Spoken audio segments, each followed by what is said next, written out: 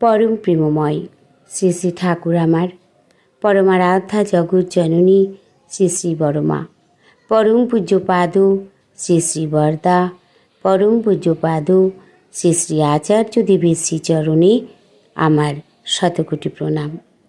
আমি শ্যামলী দেবনাথ। শ্যামার পরিবার চ্যানেলের সকল ভাই ও বোনেদের জানাই জয়গুরু ও ভালোবাসা।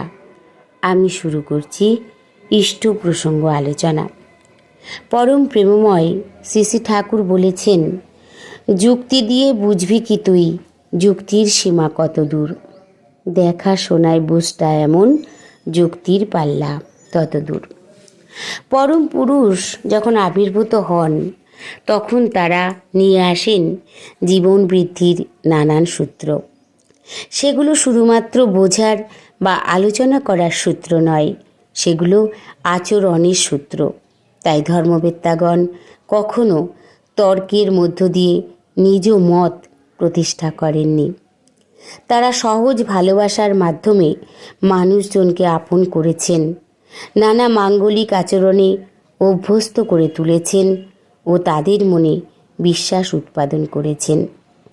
বুদ্ধদেব, গৌরাঙ্গ মহাপ্রভু, শ্রীরামকৃষ্ণ ও শ্রী শ্রী ঠাকুর অনুকূলচন্দ্র কেউই তর্কের মধ্য দিয়ে মানুষকে ধর্মীয় আচরণ বোঝাতে যাননি।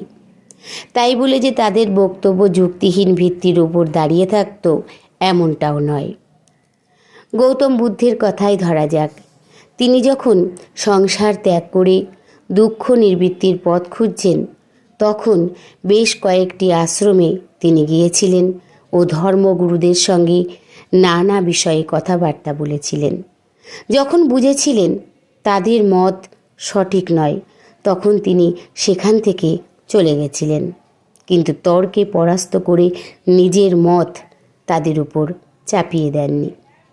তারপর যখন বুদ্ধত্ব লাভ করলেন, অর্থাৎ দুঃখ নিবৃত্তির পথ তিনি জানতে পারলেন, তখন তার উপলব্ধি একাধারে তার যুক্তি ও প্রমাণ।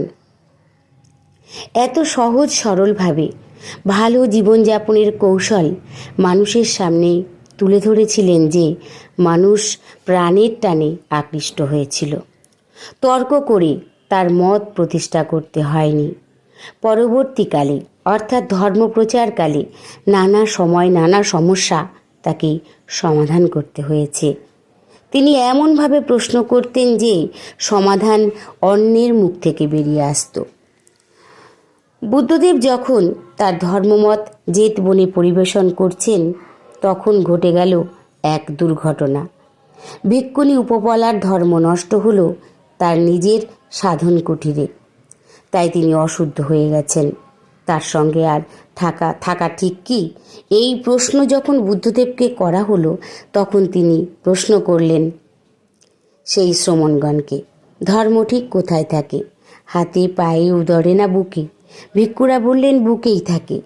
বুদ্ধদেব বললেন, বুকের চামড়ায়, মাংসে বা অস্থিতে ধর্ম নেই, তবে কি বুক চিরে দিলে ধর্ম দেখা যাবে? ভিক্ষুগণ বলল, না, ধর্ম কোথায় থাকে তা নির্দেশ করা যায় না। এই কথা বুদ্ধদেব নিজে বললেন না, ভিক্ষুদের দ্বারা বলিয়ে নিলেন, কোনো রকম তর্কের অবতারণা না করেই। তারপরে সিদ্ধান্তের উপর দাঁড়িয়ে তার মত তিনি ব্যক্ত করেন।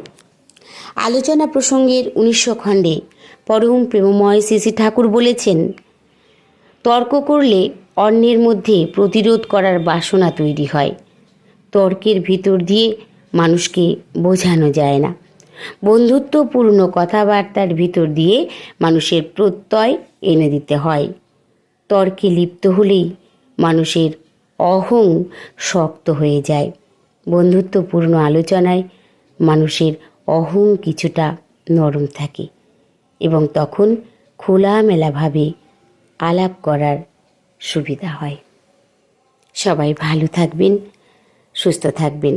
পরম দয়ালের শ্রীচরণে আমি সকলের জন্য মঙ্গল প্রার্থনা করি।